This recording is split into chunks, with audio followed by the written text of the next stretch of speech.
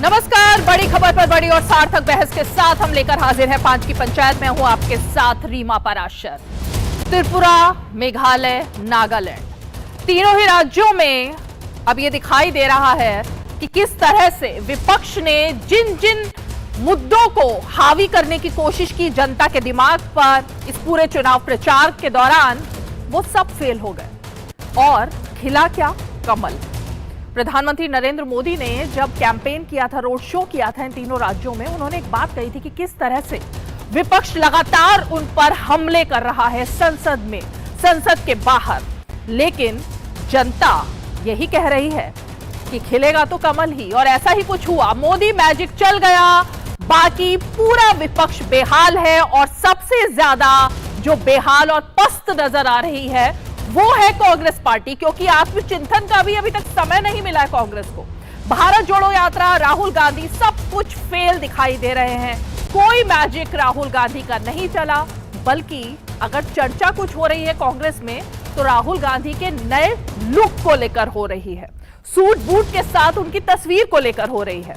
तो ये इस वक्त कांग्रेस पार्टी की हालत है। और इन 3 राज्यों के बाद अब कांग्रेस कहां पर खड़ी है, ये बताना लगता है कि बहुत ही आसान भी हो चला है। लेफ्ट पार्टीज को झटका है और तृणमूल कांग्रेस भी ऐसी हालत में पहुंच चुकी है गोवा के बाद, जहां पर कि नोटा, अगर हम त्रिपुरा की बात करें तो नोटा से भी कम बहुमत जो प्रतिशत होता है वो उसको वोटों का मिला है। तो इतनी बड़ी हार के बाद भी विपक्ष कैसे खड़ा हो पाएगा, जरा चर्चा आज इसी पर करने की कोशिश करेंगे। लेकिन सबसे पहले वो तस्वीरें जो आज इस जीत के जश्न के साथ आई और कुछ वो बयान जो आज इन नतीजों के बाद दिखाई दिए।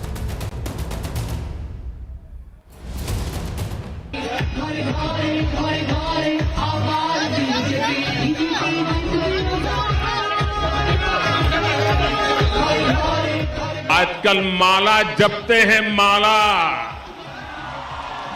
और वो कह रहे हैं मोदी तेरी कब्र खुदेगी। लेकिन देश कह रहा है, हिंदुस्तान की आवाज कह रही है, हिंदुस्तान का हर कोना कह रहा है, मोदी तेरा कमल खिलेगा, मोदी तेरा कमल खिलेगा।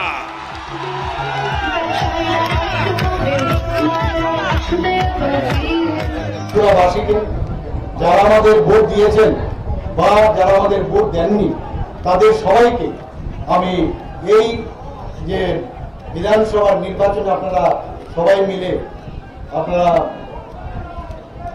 এর মধ্যে অংশগ্রহণ করেছেন, এর জন্য আপনাদেরকে অসংখ্য অসংখ্য ধন্যবাদ জানাচ্ছি।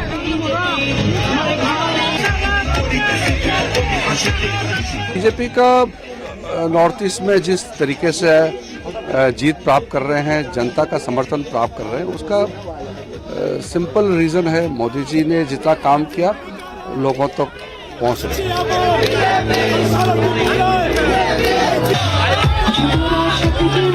एक्ट ईस्ट पॉलिसी है जिसमें विकास विकास विकास, शांति और विकास के एजेंडा पे जो हमने यहाँ काम किया है, उसी का आशीर्वाद के चलते नागालैंड में भी, त्रिपुरा में भी बहुत अच्छी एक हमारी जीत हुई है। विकास की राजनीति का विषय है, सबका साथ सबका विकास सबका विश्वास की विजय है।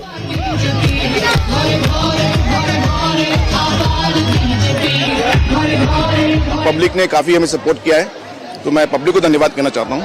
ये सब पब्लिक की वजह से हुआ है।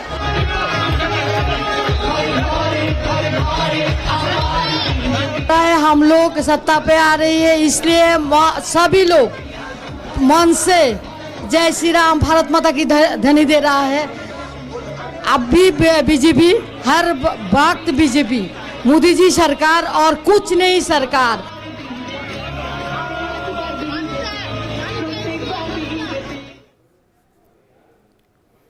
तो होली से पहले ही कहीं पर होली मन रही है बीजेपी के दफ्तर में, मुख्यालय में। शाम को आज प्रधानमंत्री नरेंद्र मोदी भी जिस तरह से जब भी नतीजे आ रहे हैं वो अपने कार्यकर्ताओं के साथ मिलते हैं, उनको धन्यवाद देते हैं। और आज शाम को भी लगभग 8 बजे प्रधानमंत्री नरेंद्र मोदी बीजेपी मुख्यालय पहुंचेंगे और वहां पर बताएंगे कि इस जीत का जो पूरा श्रेय रहा, क्योंकि विकास की वो राजनीति जो लगातार अब जनता के बीच में जा रही है बीजेपी लेकर, और लगातार जो वोट पड़ रहे हैं, नतीजे आ रहे हैं अलग अलग राज्यों के, उन सब में यही तय हो रहा है कि किस तरह से जनता अब बात कर रही है तो सिर्फ विकास की, और कोई मुद्दा नहीं चल पाता है। विपक्ष ने नकारात्मक मुद्दे उठाने की बहुत कोशिश की, लेकिन विपक्ष के उन मुद्दों को धराशाही कर दिया जनता के इस मैंडेट ने। और आज बात करना इसलिए भी जरूरी है क्योंकि ये कोई आम राज्य नहीं थे जिनकी हम बात कर रहे हैं। पूर्वोत्तर के इन राज्यों के जो नतीजे आते हैं वो ये बताते हैं कि इससे पहले क्यों इस तरह के मुद्दों पर वोट नहीं पड़ते थे, इससे पहले क्यों जो अनदेखी जगहें थी, अनदेखे राज्य थे जिनकी तरफ अब लुक ईस्ट पॉलिसी के तहत बात हो रही है, उनके पास तक वो सारी योजनाएं पहुंच रही हैं जो अब तक नहीं पहुंच पाती थी।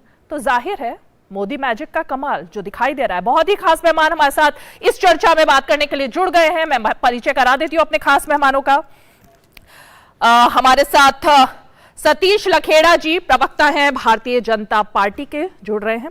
हमारे साथ प्रेमनाथ राय जी हैं जो कि नेता हैं सीपीएम के। हमारे साथ मयूर शेखर झा जी हैं जो कि प्रवक्ता है कांग्रेस पार्टी के, और हमारे साथ राजनीतिक विश्लेषक सत्येंद्र त्रिपाठी जी इस वक्त मौजूद हैं। लेकिन मैं सबसे पहले जरा सतीश लखेड़ा जी आप ही के पास आना चाहूंगी। जीत का जश्न, होली से पहले होली, क्या संकेत दे रहा है, खासकर दो राज्य और एक राज्य वो जहां पर बीजेपी पीछे रह गई?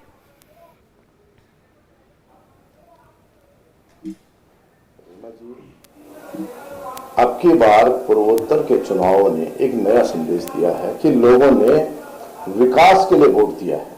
अभी तक क्षेत्र को लेकर, जातियों को लेकर, समूहों को लेकर, क्षेत्रीय समस्याओं के आंदोलन को लेकर अलग अलग कारण होते थे, मगर आम देश के साथ जुड़ने वाला, विकास को जुड़ने वाला वोट इन जो 9 सालों में पूर्वोत्तर के प्रति भारत ने एक कनेक्शन जो था वो उनका भारत के प्रति था। वो अलग देश समझते थे। हम भारतवासियों वाला भाव जो पैदा नहीं कर पाई थी पिछली सरकारें, आज भारतीय जनता पार्टी ने और हमारी कार्यकर्ता, हमारा कैडर जिस तरीके से काम करता रहा है, आज विकास दौड़ रहा है।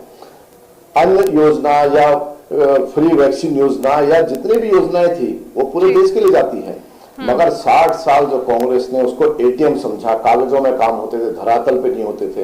एक माइंड सेट था कि सीमा पर काम करेंगे तो दुश्मन देश नाराज रहेंगे, मगर आज जिस तरीके गांव-गांव में सड़क गई है, जिस तरीके से गांव-गांव में बिजली गई है, विकास लोगों ने देखा है।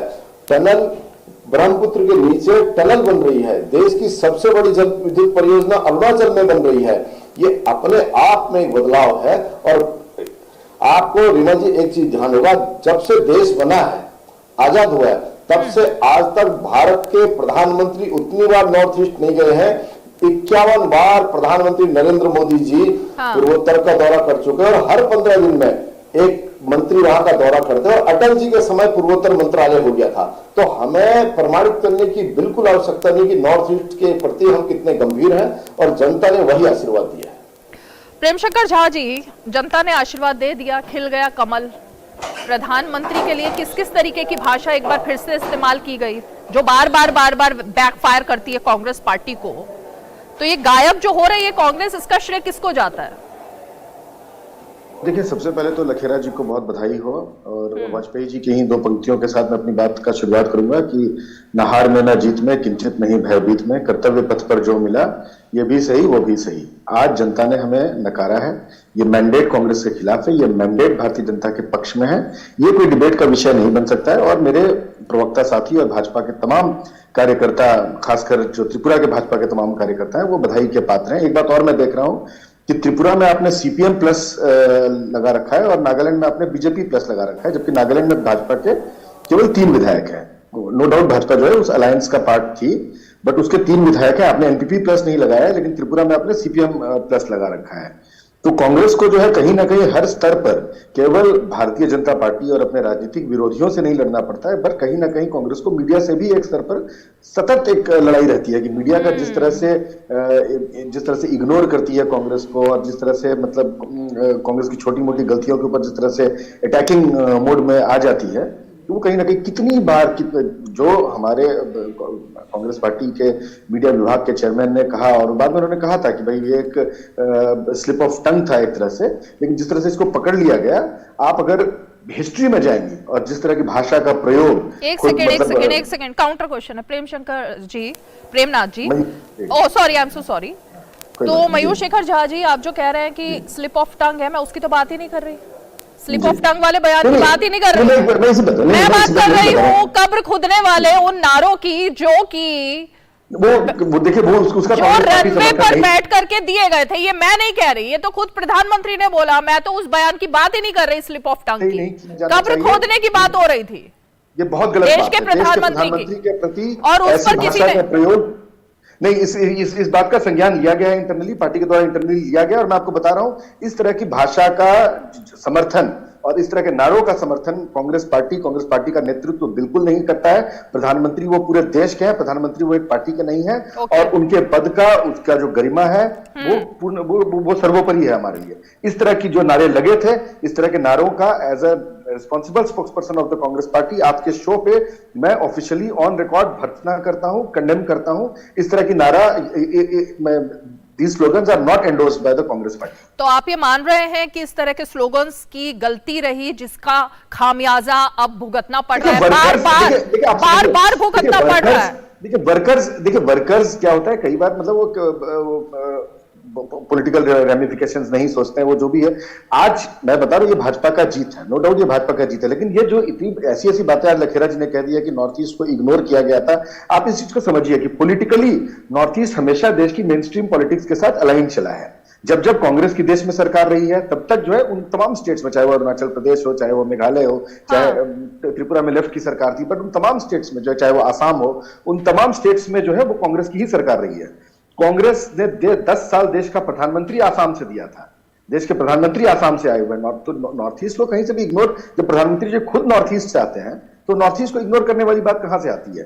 नॉर्थ ईस्ट की मेन स्ट्रीमिंग को लेकर कांग्रेस पार्टी ने बात यहाँ पर ये थी, मयूर शेखर झा जी जो बात उन्होंने बोली थी वो ये थी, जाहिर तौर पर मनमोहन सिंह राज्यसभा में अगर आए तो वो नॉर्थ ईस्ट से आए, लेकिन वो कितनी बार वहां पर गए, किन योजनाओं को लेकर वहां पर गए, कितने दौरे उनके हुए, सवाल ये खड़ा होता है ना। और प्रधानमंत्री नरेंद्र मोदी कितनी बार गए? सतीश लखेड़ा जी 1 मिनट कुछ इसका जवाब देना चाहते हैं, फिर मैं आपके पास आती हूँ। जी बिल्कुल। सतीश लखेड़ा। हाँ, जैसे हमारे कांग्रेस के मित्र कह रहे हैं कि प्रधानमंत्री जी नॉर्थ ईस्ट, मनमोहन सिंह जी वहीं से चुने गए, आसाम से राज्यसभा सदस्य आए, कभी नहीं गए, एक लगाव होता उस क्षेत्र का। आदरणीय मोदी जी को 51 बार जाने की क्या आवश्यकता थी 9 साल में? अभी 10 साल पूरे नहीं हुए हैं, अभी और कितना जाएंगे? ये आप भौतिक रूप से उस क्षेत्र के कितने निकट जुड़ना चाहते हैं, इसीलिए आज वो क्षेत्र जैविक में आगे बढ़ रहे हैं, निवेश का एक केंद्र बन रहा है, आईटी में आगे बढ़ रहा है, गांव ओएफसी केबल जारी है, वहां के नौजवानों को शिक्षा के लिए दूर नहीं जाना पड़ रहा है। हम 150 से ज्यादा एकलव्य विद्यालय वहां चला रहे हैं, 38,000 शिक्षकों की उसमें भर्ती हो रही है। ये छोटा मोटा काम नहीं है रीवा जी, मुख्य धारा से जोड़ने की कभी इतने सुंदर क्षेत्र, प्रधानमंत्री जी ने कहा ये अष्ट देवी है, ये 8 राज्य अष्ट देवी है, और ये हीरे की तरह है, नैसर्गिक रूप से हीरा HIR है। उन्होंने कहा हम यहाँ पर हाईवे बनाएंगे, HI इनलैंड वाटरवे बनाएंगे, R रेलवे बनाएंगे, A एयरवे बनाएंगे। हीरा शब्द को उन्होंने आज धरातल पर उतारा है, और आज नॉर्थ ईस्ट का आदमी बदलता हुआ, नॉर्थ ईस्ट बदलता हुआ भारत ने आसपास देख रहा है। ओके, ठीक है। नॉर्थ ईस्ट में रीमा जी, नहीं एक मिनट रुकिए, आती हूँ प्रेमनाथ राय के पास मैं एक बार जाना चाहूंगी। प्रेमनाथ जी, लेफ्ट पार्टीज अब कहां बची हैं देश में? ये सवाल मैंने आपके महासचिव सीताराम येचुरी जी से भी पूछा था, कांग्रेस के साथ अलायंस को लेकर के भी पूछा था, क्योंकि राज्य में जो सबसे ज्यादा बैकफायर हुआ, अगर त्रिपुरा में देखें, आप दोनों ही पार्टियां, वहां के लोकल लीडरशिप नहीं चाहती थी कि तालमेल हो, सबको पता था कि जनता आपको ठुकराएगी, ये कैंपेन के दौरान दिखाई दे गया था, उसके बावजूद क्या मजबूरी थी आखिर?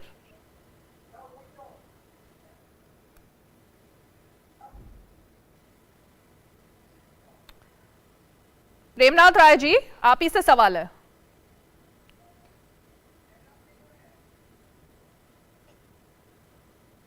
लगता है उनके पास आवाज नहीं जा रही। मैं जरा सत्येंद्र जी आपके पास आना चाहूंगी। सत्येंद्र त्रिपाठी जी, नॉर्थ ईस्ट की राजनीति को आप काफी बेहद करीब से समझते हैं, आपने वहां पर जाकर असम के चुनाव में भी आप थे, तमाम अलग अलग जगहों पर।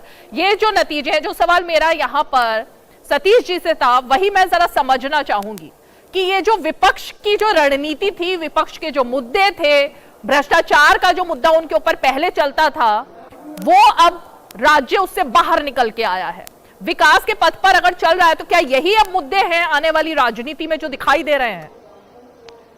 धन्यवाद रीमा, एक बार फिर से मुझे लेने के लिए। और जहां तक रुझानों की और जो आज के रिजल्ट्स दिखा रहे हैं, जो परिणाम दिखा रहे हैं आपको, वो दिख रहे हैं कि कहीं ना कहीं नॉर्थ ईस्ट के अंदर भारतीय जनता पार्टी ने जो रोड्स बनाए हैं पिछले 10 वर्षों से, जो लगातार प्रधानमंत्री हो चाहे अन्य मंत्रीगण हो, जिनका लगातार प्रवास उन क्षेत्रों में हो रहा है, और भाजपा का संगठन जिस तरीके से अलग अलग राज्यों में कार्य कर रहा है, उसके परिणाम आप देख सकते हैं। त्रिपुरा की जीत हो, चाहे वो नागालैंड में भारतीय जनता पार्टी और एनडीपीपी का एक सहयोग के साथ आगे बढ़ना, या मेघालय के अंदर भारतीय जनता पार्टी का 3 विधायकों के साथ आगे बढ़ना, ये दिखाता है कि भारतीय जनता पार्टी और केंद्र की सरकार ने कितना कार्य किया है नॉर्थ ईस्ट को एक साथ जोड़ने की और नॉर्थ ईस्ट को मेन स्ट्रीम में लाने के लिए।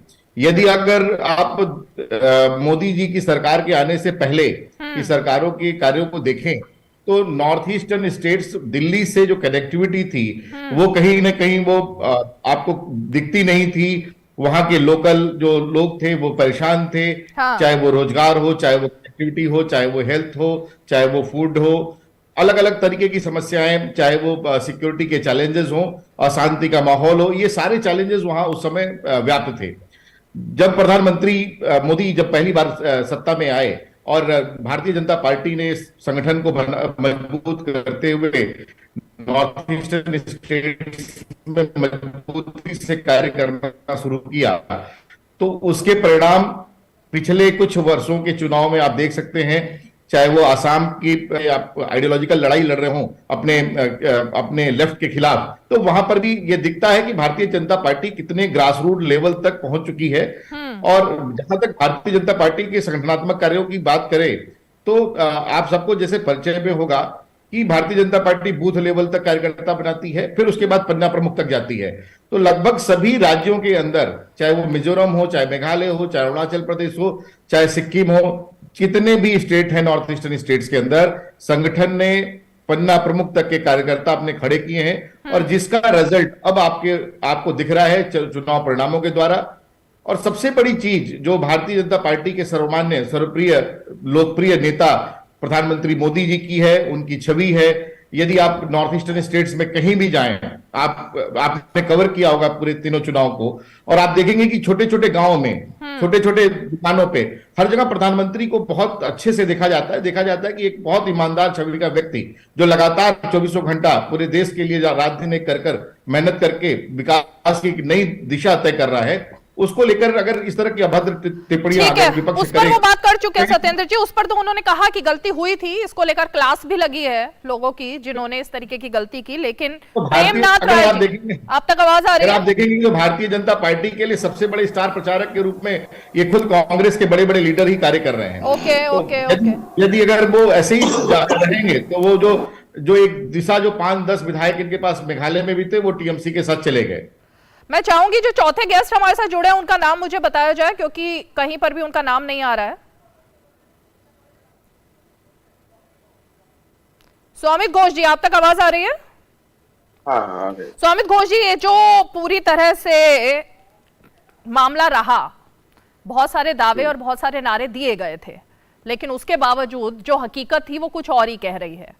नतीजों ने काफी हद तक आगे की रणनीति और आगे की राजनीति की तरफ इशारा कर दिया है कि जनता क्या सोच रही है। तो आप क्या सोच रहे हैं?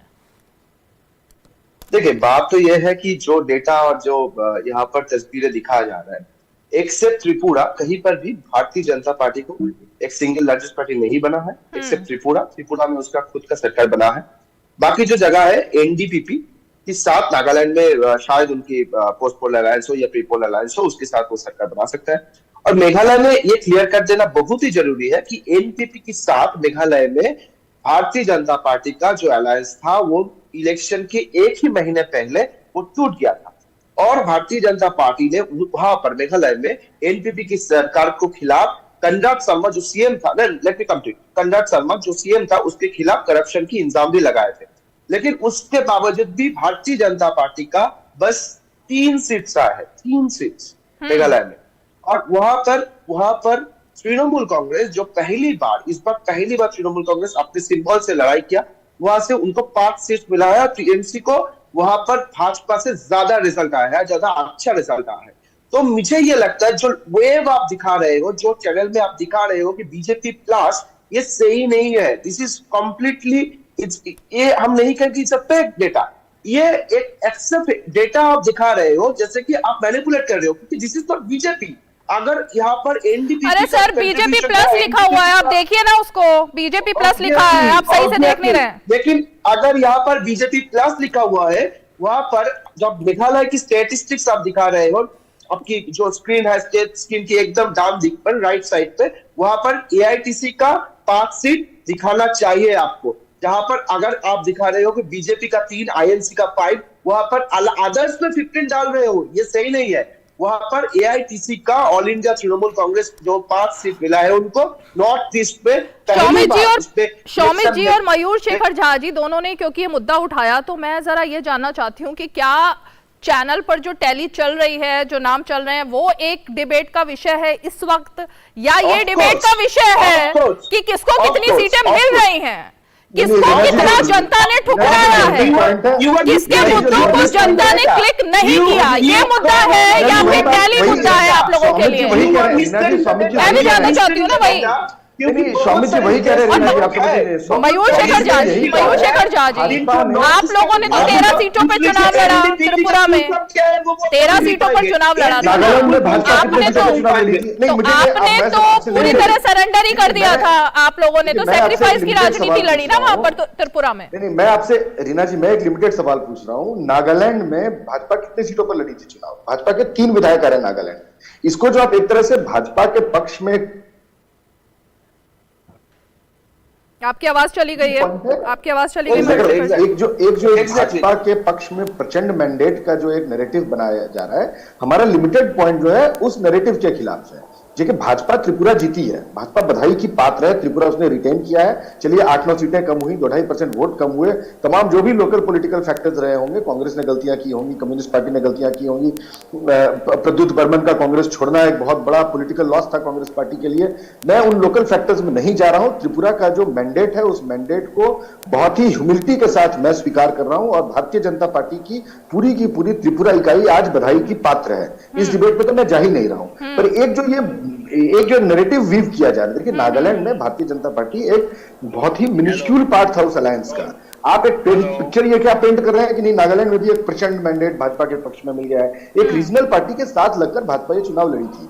मेघालय में भाजपा जिस पार्टी के साथ मिलकर 4.5 साल चुनाव सरकार चलाई थी, उस पार्टी से लड़कर उससे अलग होकर चुनाव लड़ी थी जनता ने। आज भी सर दिक्कत यही है कि अपनी हार पर तो चर्चा होती नहीं है, अपनी हार पर चर्चा नहीं हो रही है, आपके मुद्दे नहीं चल पा रहे हैं, उस पर चर्चा नहीं हो रही है। आप लोगों ने जो गठबंधन किया उस पर चर्चा नहीं हो रही है, चर्चा बीजेपी की गलतियों पर हो रही है।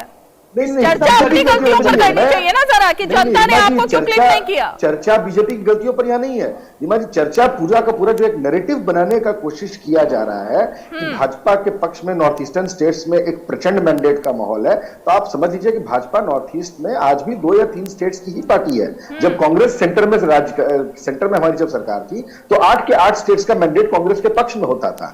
तो ये these are pro incumbency states. आज कांग्रेस का वक्त अच्छा नहीं चल रहा है, इसमें कोई दो मत नहीं है। आज कहीं ना कहीं हमें अपनी पॉलिसीज को एक रिवाइव, एक जो है रिन्यूड एनर्जी के साथ लोगों के बीच ले जाने की आवश्यकता है। कहीं ना कहीं हम अपनी नैरेटिव को लोगों के पास ले जाने में फेल कर रहे हैं। और मैं बता रहा हूं, ये जो सेकंड फेज भारत जोड़ो यात्रा का चलेगा, जो सेकंड फेज जो पोरबंदर से शुरू होकर अरुणाचल प्रदेश में खत्म होगा, इस फेज के बाद जो हमारी तमाम डिस्कनेक्ट पिछले 3-4 मयूर शेखर झा जी, राहुल गांधी का फेलियर मानते हैं आप? भारत जोड़ो में पूर्वोत्तर नहीं जुड़ पा रहा आपके साथ?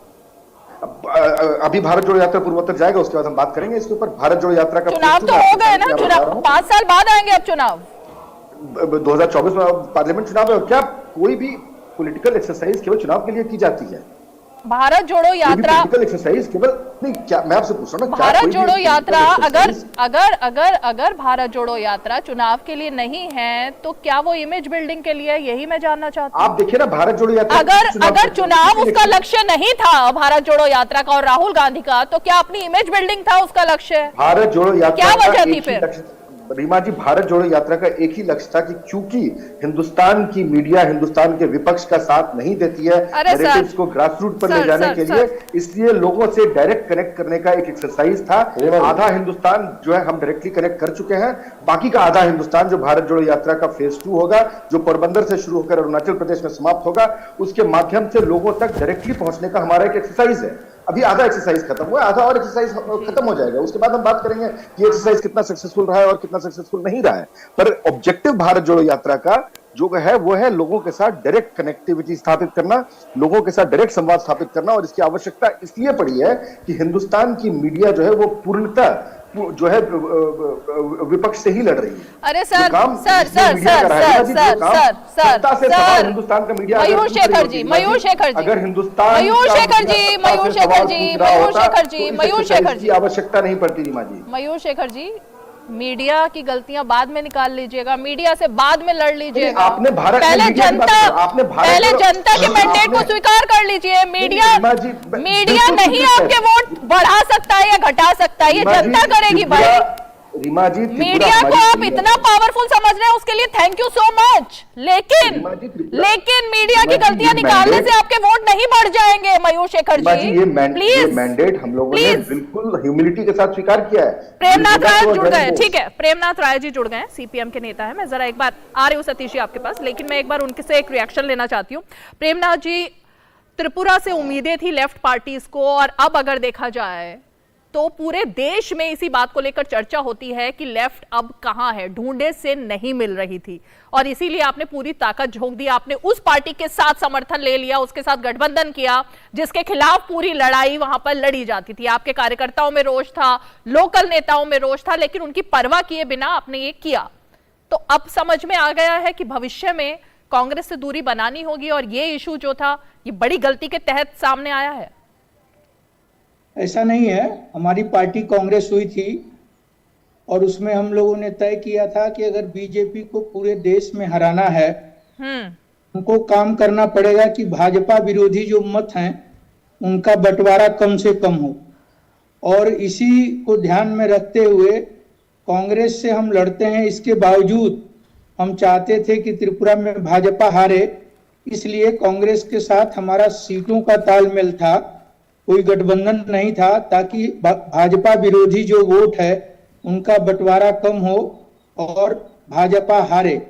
आप देखिए, जो एनालिसिस अभी डिटेल में आएगा, लेकिन मैं समझता हूं कि भाजपा विरोधी वोटों के बंटवारे की वजह से ही भाजपा त्रिपुरा में जीती है। तो फिर गलती किसकी निकली है? किसकी स्ट्रेटेजी फेल हुई है? किसकी स्ट्रेटेजी फेल हुई है? ये देखिए, फेल भी नहीं है, ये जनता ने जिसको समर्थन दिया है वो जीता है। जनता का मैंडेट लोकतंत्र में स्वागत योग्य है, और हम जो हमारी बात जो हमको जनता के बीच में जिस तरीके से ले जाना चाहिए, हम समझते हैं कि उसको नहीं ले जा पाए। इसको हम देखेंगे अपने संगठन के अंदर की क्या कमजोरी रही है। तो आप मतलब ये स्वीकारने को तैयार नहीं है कि कांग्रेस के साथ जो गठबंधन किया लोकल नेताओं की परवाह किए बिना, वो बैकफायर कर गया आपको? नहीं, ऐसा नहीं होता है, मुझे तो ऐसा नहीं लगता। आपको नहीं लगता? जी। ओके, सतीश लखेड़ा जी।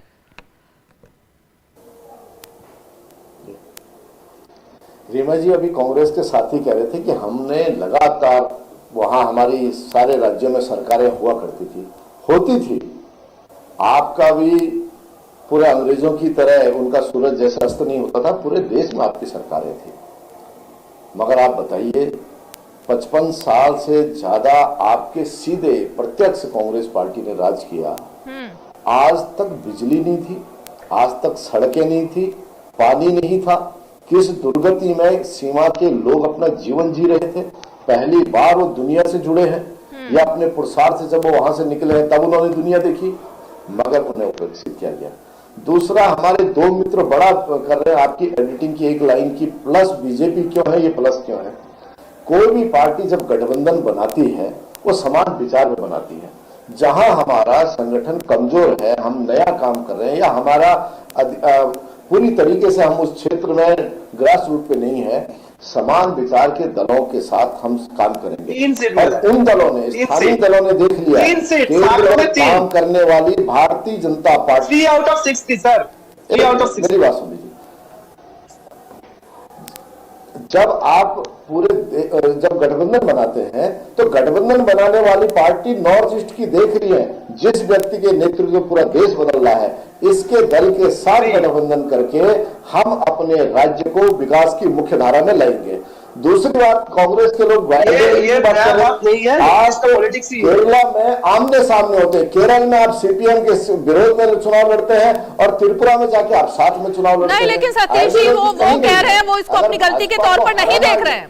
वो कह रहे हैं इसको हम गलती नहीं मानेंगे, क्योंकि सीताराम येचुरी से जब मेरी बात हुई तब उनका भी ये कहना था कि हम 2024 के लिए एकजुट हो रहे हैं। हमारे लिए त्रिपुरा नहीं बल्कि 2024 में बीजेपी को हराना लक्ष्य है। और इसीलिए जरा शौमिक घोष, मैं आपके पास आना चाहूंगी। यहाँ पे तो जो रिजल्ट रहा वो रहा, लेकिन अब 2024 के लिए जिस तरह के गठबंधन की बात हो रही है, क्या Mamata Banerjee Congress party, left party के साथ जाएंगी राजनीतिक तौर पर? 2024 अभी भी 1 साल बाकी है, लोकसभा इलेक्शन 1.5 साल बाकी है शायद। तो मुझे लगता है कि देखिए, मेघालय की इलेक्शन की बात मैं करना चाहता हूँ कि मेघालय में पहली बार तृणमूल कांग्रेस ने, ऑल इंडिया तृणमूल कांग्रेस ने अपने हक से अपने दम से लड़ा है, जहां ना तो एनपीपी के साथ ना ईडीपी के साथ वो खुद लड़ी है और उससे 5 सीट निकल के आया, ना तो कांग्रेस के साथ। और आपने देखा है कि जिस तरीके से राहुल गांधी ने भी मेघालय में जाकर तृणमूल को जिस तरीके से उसने अटैक किया था, उसके बावजूद भी तृणमूल कांग्रेस को 5 सीट मिला है। तो मुझे लगता है कि नॉर्थ ईस्ट के पॉलिटिक्स में अगले कुछ समय में, अगले कुछ साल में ऑल इंडिया तृणमूल कांग्रेस एक अहम भूमिका निभा सकता है। आफ्टर 5 इयर्स नो, देखिए, संगठन करना एक जरूरी बात होता है। संगठन के बिना आप सरकार नहीं बना सकते हैं, संगठन जरूरी होता है। यहाँ पर जो कमजोर है, आप ये मान रहे संगठन कमजोर है त्रिपुरा में? संगठन नो, त्रिपुरा में भारतीय जनता पार्टी का अभी सरकार दूसरी बार आया है, इसके पीछे उनका संगठन है, ठीक है। इसी के साथ साथ अगर आप कहते हैं कि नागालैंड में वहां पर भारतीय जनता पार्टी के संगठन नहीं है, यहाँ पर जो दादा बैठे हैं वो खुद मान लिया कि उसने एनडीपी के साथ गठबंधन करके वहां पर सत्ता पे आए हैं, क्योंकि वहां पर बस 3 सीट मिला है, 60 से 3 सीट मिला है भारतीय जनता पार्टी को। यह सच है कि नागालैंड में भाजपा का संगठन नहीं है। यहाँ पर जो बैठे हैं, जो हमारी बुजुर्ग दादा बैठे हैं, उसने खुद स्वीकार कर लिया है, वहां पर उनका कोई संगठन नहीं है। त्रिपुरा में शायद उनका संगठन है, इसलिए उनको दो बार उनको पूरी मैंडेट मिल गया है भारतीय जनता पार्टी को। तो इस पर कोई बात, संगठन करना जरूरी है, संगठन करेंगे। सत्येंद्र त्रिपाठी कुछ एनालिसिस बताना चाहते हैं, क्योंकि जो आप बात कर रहे हैं ना मेघालय की, जरा एक बार सुन लेते हैं। लगातार ये 2 गलतियां हो रही हैं हमारे पैनलिस्टों द्वारा, कि जहां पे बार बार कहा जा रहा है नागालैंड में 3 सीटें भारतीय जनता पार्टी को आई हैं। वो 3 सीटें देखा जाए तो मेघालय का है, जहां मेघालय में पहले से 2 विधायक भारतीय जनता पार्टी के थे। और जहां तक टीएमसी की बात है, जिसको बार बार वो कह रहे हैं कि टीएमसी ने अपना रोड बना लिया है मेघालय के अंदर 5 सीटों के द्वारा, तो ये भूल रहे हैं कि मुकुल संगमा ने 24 विधायक लेकर टीएमसी को ज्वाइन किया था, और मुकुल संगमा केवल 5 विधायक लेकर टीएमसी जीत पाई है। वो भी वो विधायक हैं जो कांग्रेस से लगातार जीतते हैं। तो देखा जाए तो कांग्रेस 5 सीटें जीती है, तो टोटल जो 24 विधायक लेकर Congress party second largest party बन के आई थी मेघालय के अंदर, वो अपना मैंडेट खो दी है, अपना बेस खो चुकी है, और वो 24 से 5 पर आ गई है। और टीएमसी जहां पे जो मुकुल संगमा के साथ आगे बढ़ी थी, वहां पर वो केवल 5 है। वो जो भी विधायक है वो कांग्रेस पार्टी से ही आए हुए विधायक हैं, जिन जनता ने चुन के वापस भेजा है। और इसे एनालिसिस करना कि बीजेपी नागालैंड के अंदर पिछड़ रही है। नागालैंड में अगर देखा जाए पिछले चुनाव में भी भारतीय जनता पार्टी ने एक अच्छा बहुमत पाया था और एनडीपी के साथ सरकार बनाई थी। इस बार जो एनडीपी प्लस और बीजेपी के साथ अपोजिशन पार्टी थी, वो और मैंडेट लूज करते हुए भारतीय जनता को एनडीपी ने पूर्ण बहुमत के लगभग सरकार बना ली है। शौमिक जी, आपकी आवाज नहीं आ रही, आपके सिग्नल्स में इशू है, एक बार उसको ठीक कीजिए शौमिक जी। लेकिन मैं जरा मयूर शेखर झा जी आपके पास आऊं, क्योंकि बार बार हर सवाल के जवाब में आपका जो अटैक है वो मीडिया पर होता है कि मीडिया आपका साथ नहीं दे रही, मीडिया जो है फेक नैरेटिव बना रही है, मीडिया दिस मीडिया दैट। मैं सिर्फ ये जानना चाहती हूं कि मीडिया में आप लोग क्या खबर चलवाना चाहते हैं। ये राहुल गांधी ने अपनी दाढ़ी ट्रिम करवा ली, राहुल गांधी का नया लुक ऐसा है, राहुल गांधी इस लुक में कैसे लग रहे हैं, इसको लेकर आप लोग ट्रेंड करवा रहे हैं ट्विटर पर। क्या ये मुद्दे, आप ट्विटर की बात मत कीजिए। अरे क्यों नहीं करेंगे, क्यों नहीं करेंगे? सारे चैनल्स में आपके नेता यही खबर कल से चला रहे हैं, इसी खबर पर बात हो रही है। तो आपको लगता है ना, आप लोगों को लगता है कि एक नेता की इमेज बिल्डिंग करते करते पार्टी यहाँ पहुंच गई है। बतौर पत्रकार रीमा जी, आपने बतौर पत्रकार एक बात बताइए, इन्वेस्टर्स का करोड़ों रुपया डूब गया है मार्केट में, बतौर पत्रकार आपने इसके ऊपर कितना शो किया, इसमें गवर्नमेंट का क्या रिएक्शन हुआ? मैं भी आपको ये बताना चाहती हूँ, मैं भी आपको बिल्कुल बिल्कुल नहीं, मैं समझ गई, मैं आपका भाव समझ गई। नहीं, और सुनिए रीमा जी, 50 रुपए गैस सिलेंडर का दाम बढ़ा, सत्ता से आपने कितना सवाल पूछा? रीमा जी, आज मैं आपको बता रहा हूं, पब्लिक सेक्टर अंडरटेकिंग्स में पिछले 6 साल से बहालियां नहीं निकली हैं। आपने कितना सवाल पूछा सत्ता से? जो बुनियादी इश्यूज, आप मत बात कीजिए राहुल गांधी की, आप सत्ता से सवाल क्यों नहीं पूछ रहे हैं? हम चाहते हैं अगर मीडिया हिंदुस्तान का सत्ता से सवाल पूछा हो, और मैं बता रहा हूं हिंदुस्तान का मीडिया एक बहुत ही वाइब्रेंट मीडिया था जिसने बीच में कांग्रेस से सवाल पूछा और पूछना चाहिए था, वो आपकी जिम्मेदारी थी। आज वो सवाल नहीं पूछना चाहते हैं। ओके, आज आप बेसिकली एक व्यापारी के हाथों हमारे करोड़ों रुपए स्टेक पर हैं, LIC जैसे संस्थान के थ्रू, उस विषय पर आप जवाब देना पूछना चाहते हैं। मयूर शेखर झा जी, बात राहुल गांधी की दाढ़ी की नहीं है रीमा जी, मयूर शेखर झा जी, जो बुनियादी मुद्दे हिंदुस्तान के आम मिडिल क्लास को इंपैक्ट करता है, उन मुद्दों की सवाल सत्ता से पूछने में मयूर शेखर झा जी, पार्लियामेंट के तमाम सेशंस में आप लोगों ने एकजुटता दिखाई, बाहर बैठ करके धरने दिए, अंदर धरने दिए, बिल पास नहीं होने दिए। प्रधानमंत्री नरेंद्र मोदी जब भाषण दे रहे थे, आप लोग चीख कर बाहर निकले, उनको बोलने का आपने जिस तरह से उनको हाईजैक करने की उनके बयान को कोशिश की है, सब दिखाई दिया। ये मुद्दे आप उठाते रहे, मीडिया को छोड़ दीजिए, मीडिया किससे सवाल कर रहा है किससे नहीं। कल से एक बार आपसे कांग्रेस पार्टी से मैं सुबह उठते ही एक लिस्ट ले लूंगी कि क्या क्या सवाल मुझे बीजेपी से पूछने हैं, बता दीजिए, वही सवाल पूछ लिया करूंगी। लेकिन अरे सर सुनिए ना, मयूर शेखर झा जी, हिंदुस्तान का हर व्यक्ति जब आपकी बातें सुन रहा है, इतने दिल से सुन रहा है, तो वोट बीजेपी को क्यों दे रहा है वो? क्योंकि अब हमने सुनाना शुरू किया है। मैं आपको बता रहा हूँ, हमें लोगों के बीच जाना पड़ा है, डबल लड़ाई लड़नी पड़ रही है। और मैं आपको बता रहा हूँ, ये आप इसलिए इसके लिए आप घबराइए मत, हमारा सेकंड फेज यात्रा का कंप्लीट होने दीजिए। हिंदुस्तान में जिन इश्यूज की बात जरूरी है, उन इश्यूज पे बात होनी शुरू हो गई है। साउथ से नॉर्थ एक हमारा यात्रा चला, वेस्ट से नॉर्थ ईस्ट हमारा दूसरा फेज यात्रा का जाने दीजिए। उसके बाद आपको शिकायत का बिल्कुल मौका नहीं मिलेगा। मुझे कोई शिकायत नहीं, मुझे कोई शिकायत नहीं है और ना ही मैं घबरा रही हूँ। मुझे घबराहट इस चीज को देखकर क्या होती है? देखिए, मैं भी पत्रकारिता के परिवेश से आता हूँ, मैं समझ सकती हूँ, मैं भी पत्रकारिता के परिवेश से आता हूँ। मैं तो आपको बस ये कह रहा हूँ, मैं भी बस आपको यही कह रही हूँ मयूर शेखर झा जी, मैं भी आपको सिर्फ ये कह रही हूँ कि ना मैं घबरा रही हूँ और ना ही मुझे आपसे कोई शिकायत है, मुझे तो होनी भी नहीं चाहिए। लेकिन मुझे इस बात को लेकर जरूर घबराहट होती है कि इतने बड़े बड़े मुद्दे जो आप उठा रहे हैं यहाँ चैनल पे, टीवी डिबेट में बैठ करके, लेकिन दिखाई क्या देता है चर्चा में? राहुल गांधी का सूट, राहुल गांधी की दाढ़ी, राहुल गांधी का लुक, राहुल गांधी की फिटनेस, राहुल गांधी कितना चल के गए, राहुल गांधी ने व्हाइट टी शर्ट पहनी या ब्लैक टी शर्ट पहनी, राहुल गांधी कितने ज्यादा सक्षम है यात्रा करने में, चर्चा इसकी करते हैं आप लोग। इसलिए मुझे तब घबराहट होती है कि कांग्रेस पार्टी क्या चर्चा कर रही है। सतीश लखेड़ा जी, इसकी चर्चा आप लोग करते हैं। आप राहुल गांधी का ट्विटर फीड उठाकर देख लीजिए, किन किन इश्यूज को उन्होंने उठाया है। ओके सतीश लखेड़ा जी, पार्टी का ऑफिशियल स्टैंड देख लीजिए, किन किन इश्यूज को हमने उठाया। उन इश्यूज पे मीडिया चुप क्यों हो जाती है? ओके, मीडिया से ही सारी दिक्कतें ही मीडिया से है। नहीं, क्योंकि मीडिया का अगली बार इतने हल्के में मत लीजिए। अगली बार मैं बिल्कुल हल्के में नहीं ले रही, मैं आपको एक सलाह दे रही हूँ, मैं एक सलाह दे रही थी आपको। जब भी एक इंस्टीट्यूशन और एक कमजोर व्यक्ति में लड़ाई हो, तो मीडिया को कमजोर व्यक्ति के साथ खड़ा होना चाहिए। इंस्टीट्यूशन से सवाल पूछना हिंदुस्तान की मीडिया ने छोड़ दिया है।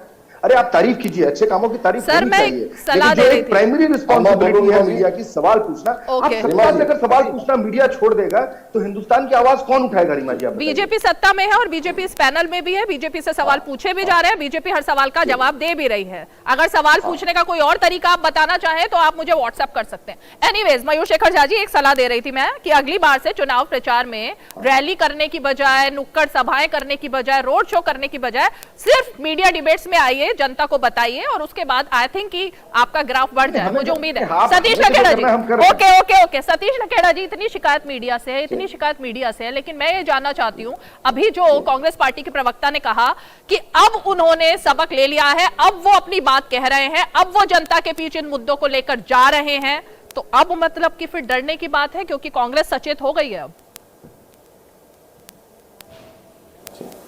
सबसे पहले हमारे साथी मीडिया को ज्ञान दे रहे हैं, भाजपा को मीडिया के साथ कैसे रिश्ते बनाने चाहिए या किस तरह का व्यवहार होना चाहिए, मीडिया स्वतंत्र है या नहीं है।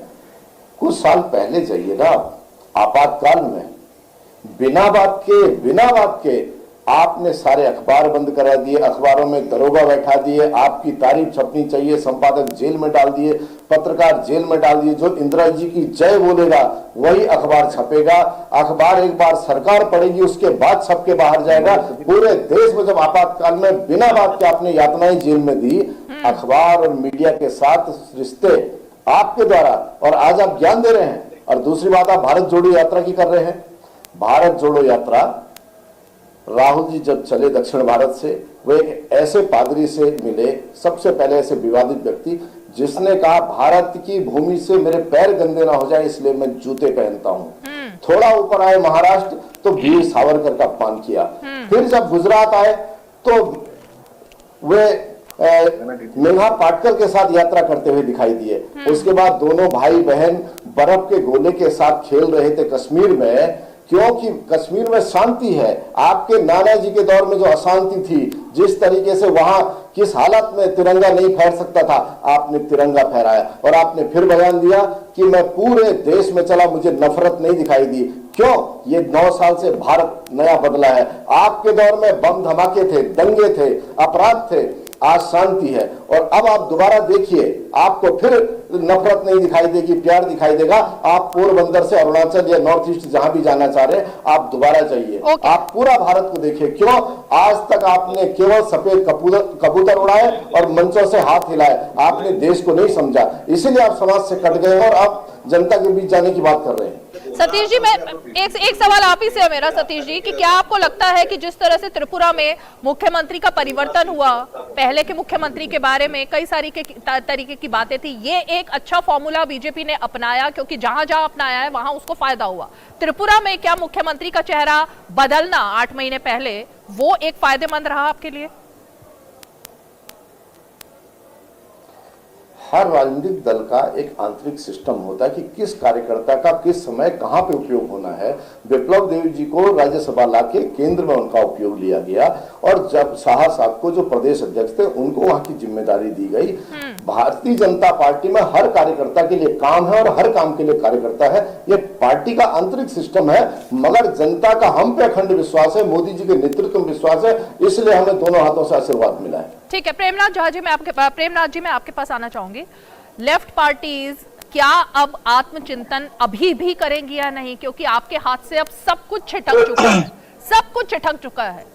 त्रिपुरा में तो बीजेपी जिस तरह पिछले 5 साल पहले जब आई थी सत्ता में और अब वापस आई है, ये तो एक बहुत बड़ा तमाचा है ना लेफ्ट पार्टीज की स्ट्रेटेजी पर। 27 साल 37 साल तमाम साल भर साल आप लोग रहे, वहां शासन करते रहे, लेकिन अब बीजेपी ने आप लोगों को बिल्कुल पछाड़ दिया है। देखिए, चुनाव में जनता ने जो जनादेश दिया है उसको तो मानना पड़ेगा, लेकिन जहां तक लेफ्ट के पॉलिटिक्स का सवाल है, लेफ्ट की पॉलिटिक्स खत्म नहीं हुई। आप देखिए, त्रिपुरा में भारतीय जनता पार्टी आने के बाद पुरानी पेंशन को खत्म कर दिया 2018 में, और आज पूरे देश में पुरानी पेंशन की मांग को लेकर के कर्मचारी आंदोलन कर रहे हैं। झारखंड की सरकार ने, राजस्थान की सरकार ने, हिमाचल के लोगों ने, सबने कहा कि अब हम सरकार में आएंगे तो पुरानी पेंशन बहाल करेंगे। बेरोजगारी का सवाल है, महंगाई का सवाल है। भारतीय जनता पार्टी का एजेंडा विभाजित करो और वोट लो। ये जो हिंदू मुस्लिम कर रहे हैं पूरे देश के अंदर, और जिस तरह के सांप्रदायिक ध्रुवीकरण का खेल खेल रहे हैं, उनकी वजह से इनको जीत हो रही है। जनता के मुद्दे आप देखिए, जनता की हालत क्या है, जनता करा रही असंतोष था और इसीलिए इनको अपना मुख्यमंत्री बदलना पड़ा। प्रेमनाथ जी, 5 साल इनका मुख्यमंत्री नहीं चला। जनता के विजडम और जनता के मैंडेट पर इस तरह सवाल उठाना ठीक नहीं है। नहीं, मैं सवाल नहीं उठा रहा हूँ। देखिए, आपको लगता है कि भारत की जनता किस तरह से, आपको लगता है, आपको याद होगा राजीव गांधी को जनता ने बहुत बड़ा बहुमत दिया था इंदिरा गांधी की हत्या के बाद। कांग्रेस को बहुत प्रचंड बहुमत मिला था और कांग्रेस की हालत क्या हुई? तो भारतीय जनता पार्टी जो जिस एजेंडे पर चुनाव लड़ रही है, उसका एजेंडा हिंदू मुस्लिम का है। प्रेमनाथ जी, एक सेकंड, प्रेमनाथ जी, एक मिनट, प्रेमनाथ जी एक सेकंड, एक सवाल है मेरा। मैं अभी खुद त्रिपुरा इलेक्शन कवर करके वहां से लौट करके आई, मुझे ये देख करके बड़ा आश्चर्य हुआ और इस बारे में मैंने वहां के आम लोग, जिस जनता की आप बात कर रहे हैं ना प्रेमनाथ जी, उसी जनता से मैंने वहां बात की थी और मैंने उनसे जानने की कोशिश की कि त्रिपुरा की राजधानी अगरतला, वहां पर अब अच्छे होटल्स बनने शुरू हो रहे हैं, वहां पर अब डेवलपमेंट हो रहा है। राजधानी किसी भी राज्य की कितनी बड़ी चीज होती है, जिससे कि पता लगता है पूरा राज्य कहां चल रहा है। अभी अगरतला में अगर बेसिक सुविधाएं शुरू हुई हैं, तो ये फेलियर आपका नहीं है। आप कह रहे हैं जनता हिंदू मुस्लिम पर वोट देती है, क्या जनता ये नहीं देख रही है कि अगरतला में बैठ करके अब तक लेफ्ट पार्टीज उनको बुनियादी सुविधाएं नहीं दे पाई थी? इसको अपना कार्ड देंगे क्या? आप देखिए, राज्य सरकारों का इंफ्रास्ट्रक्चर का जो हालत है क्या है। आप अभी देखिए, नेशनल हाईवे तो बहुत अच्छे हैं, लेकिन जो स्टेट की साधारण जो जिले के स्तर की सड़कें हैं, उनका क्या हालत है। और जहां तक ये होटल का और दूसरा विकास का मॉडल क्या है, विकास के मॉडल में आम जनता जो गरीबी की रेखा के नीचे है, 27 साल तक आपकी सरकार थी, 27 साल तक, केवल बड़े बड़े 27 साल तक आपकी सरकार थी प्रेमनाथ जी, काम नहीं चलता है। प्रेमनाथ जी, 27 साल तक आपका शासन था। 27 साल नहीं रहा, हर वहाँ 10 साल के बाद सरकार बदलती रही है। 10 साल भी कम समय नहीं होता है, 10 साल भी कम समय नहीं होता है ना प्रेमनाथ जी। 10 साल का में देखिए, मानव 10 साल में क्या आप लोग कुछ नहीं कर पाए थे क्या? 10 साल इंडेक्स को देखिए, इस आधार पर आप त्रिपुरा का मूल्यांकन करिए तो समझ में आएगा। केवल बड़े बड़े होटल बन जाने से विकास का मतलब ये नहीं है। विकास का मतलब है कि आम जनता की उनमें भागीदारी क्या है, किसानों की स्थिति क्या है, मजदूरों की स्थिति क्या है। सतीश लखेड़ा जी, ओके, सतीश लखेड़ा जी जवाब देंगे कि क्या वहां पर अभी भी बड़ी बड़ी चीजें ही दिखाई दे रही हैं? और जो ये बात यहाँ कह रहे हैं प्रेमनाथ जी कि केंद्र से राज्यों को पैसा नहीं दिया जाता, केंद्र सरकार से तवज्जो नहीं मिलती है, इसीलिए अब तक विकास से महरूम रहा था पूर्वोत्तर। वाकई, क्योंकि माणिक सरकार साहब जब त्रिपुरा के लगातार 2 दशक तक मुख्यमंत्री रहे और इतने लंबे कालखंड में झुग्गी झोपड़ी विकास खड़ंजे जिस तरह के हालात थी, जिस तरह कैडर के द्वारा तय होता था बजट कहां जाएगा, जितना पूरे सिंडिकेट के द्वारा हालत किए गए थे, आज पारदर्शी सिस्टम में डायरेक्ट बेनिफिट ट्रांसफर से व्यक्तियों को पेंशन मिल रही है, किसान सम्मान निधि मिल रही है, हर एक लाभार्थी का पैसा उसके खाते में जा रहा है और पूरे देश में एक सिस्टम है, क्योंकि बीज की व्यवस्थाएं खत्म हो गई हैं। और जहां तक होटल की बात है, होटल एक उद्योग है जो सैकड़ों किस्म के लोगों को रोजगार देता है। एक पर्यटक अगर राज्य में आता है, वो 60 किस्म के रोजगार देता है, 60 किस्म के लोगों को काम मिलता है। इसलिए उद्योग के रूप में देखें, रोजगार के रूप में देखें, उसको सामंतवाद वैभव के रूप में देखेंगे तो सोच दूसरी होगी। आपने कुछ नहीं आने दिया, जितना पिछड़ा रखा, किसी की नजर न पड़े और एक भगवान बना के आपने रखा। बहुत सीधे साधे हैं सतीश जी। भारतीय जनता पार्टी के समय जितने श्रम कानून का कड़ाई से पालन हुआ है और जिस तरीके से पुरानी सरकारों में कैडर के द्वारा दादागिरी हुई है, कैडर के द्वारा बिजनेस संचालित हुए हैं, कैडर के द्वारा सरकारी योजनाओं के धन में बंदर बांट हुई है, ये किसी से छुपा नहीं है। और इसीलिए त्रिपुरा की जनता को जब पहली बार दिखाई दिया कि विकास इसे कहते हैं, किस तरह गाँव में पैसा आ रहा है, किस तरह पंचायत में पैसा आ रहा है और किस तरह लोग काम कर रहे हैं, और ये केंद्र की सरकार इतना ध्यान दे रही है, और जब राज्य में भी डबल इंजन की सरकार आई, दोनों की ताकत से जब अब गांव बदल रहे हैं तो लोगों का माइंडसेट बदल रहा है। ठीक है, मैं एक अंत में एक मिनट, बस मेरे पास 1 मिनट बचा है। मयूर शेखर झा जी, मैं सिर्फ आपसे पूछूंगी और सत्येंद्र जी के पास आऊंगी। राहुल गांधी की इमेज बिल्डिंग से अब बाहर निकलेगी क्या कांग्रेस पार्टी? बहुत हो गया ना, अब आपको लगता है कि इससे निकल करके अब जनता के मुद्दों पर बात करनी चाहिए, अपनी पार्टी को रीबिल्ड करने के बारे में बात करनी चाहिए, ऐसा लग रहा है अब आपको? कांग्रेस पार्टी केवल जनता के मुद्दों पर ही बात करती आई है। आपका देखने का नजरिया अलग हो सकता है। पूरा का पूरा भारत जोड़ो यात्रा केवल जनता के मुद्दों से डायरेक्टली जुड़ने का एक प्रयास था। काफी हद तक ये प्रयास सक्सेसफुल रहा है और आगे ये प्रयास जारी रहेगा। अब हम वेस्ट टू नॉर्थ ईस्ट अपना जो है सेकंड फेजेस वॉक का शुरू कर रहे हैं भारत जोड़ो यात्रा का। भारत जोड़ो यात्रा जब पूर्णतः कल्मिनेट हो चुका होगा तो सीधे तौर पर राहुल गांधी हिंदुस्तान के 2 करोड़ से ज्यादा लोगों से संवाद कर चुके होंगे। ये पूरी की पूरी जो लड़ाई है, ये पूरी की पूरी जो एफर्ट है, ये पूरी की पूरी एफर्ट एक सीधा संवाद हिंदुस्तान की आम जनता के साथ स्थापित करने का एक प्रयास है। उस प्रयास में कितना हमें आशीर्वाद मिलेगा, कितना हमें जन समर्थन मिलेगा, वक्त नहीं है। सत्येंद्र जी, इस मुस्कुराहट की वजह जल्दी से बताइए, फिर खत्म करते हैं। कांग्रेस पार्टी अभी भी राहुल गांधी को प्रोजेक्ट करने में लगी है, संगठनात्मक कार्यों में कर नहीं रही है।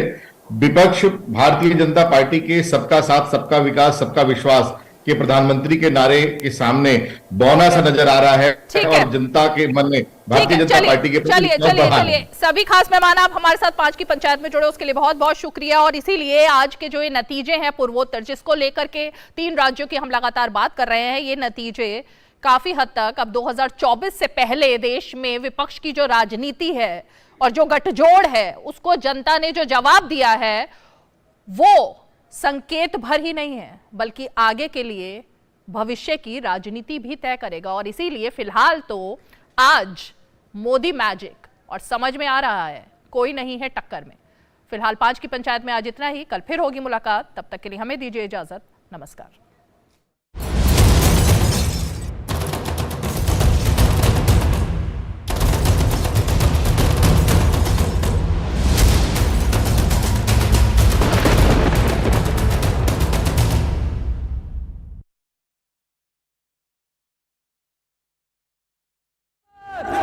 सिपाहियों, हमें किसी भी तरह दिल्ली के अंदर घुसना है। कोर्ट की सभी 13 गेट्स बंद करवा दो, कोई भी सिपाही अंदर नहीं आना चाहिए। चिंगारी भड़क चुकी आलम परा, पूरे हिंदुस्तान की निगाह आप पर।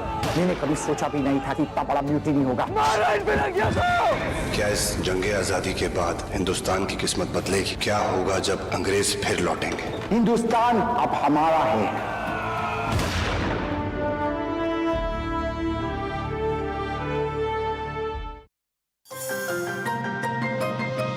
त्रिपुरा, मेघालय और नागालैंड में विधानसभा चुनावों के आए नतीजे। त्रिपुरा नागालैंड में बीजेपी गठबंधन, तो मेघालय में